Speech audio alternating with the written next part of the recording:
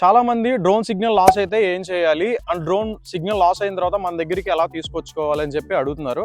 GPS week ఉన్న ఏరియాస్లో ఉన్నప్పుడు మీకు డ్రోన్ సిగ్నల్ అయితే లాస్ అవుతుంది.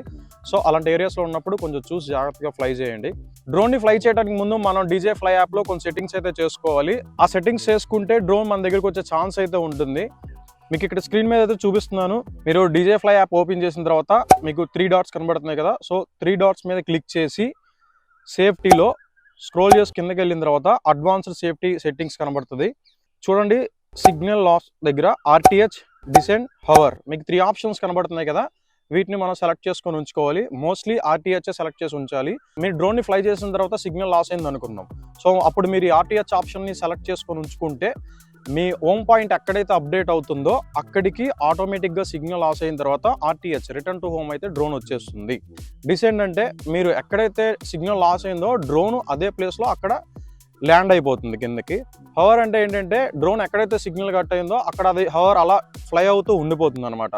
సో మీరు ఈ ఆప్షన్స్ అన్ని పెట్టుకుంటే డ్రోన్ సిగ్నల్ లాస్ అయినప్పుడు ఆర్టీహెచ్ చేస్తే రిటర్న్ టు హోమ్ రావడం, డిసెంట్ సెలెక్ట్ చేసుకుంటే అక్కడే డ్రోన్ అనేది కింద ల్యాండ్ అయిపోవడం, పవర్ పెట్టుకుంటే డ్రోన్ ఎక్కడైతే సిగ్నల్ లాస్ అయిందో అక్కడే ఫ్లో అవుతూ ఉంటుంది అనమాట.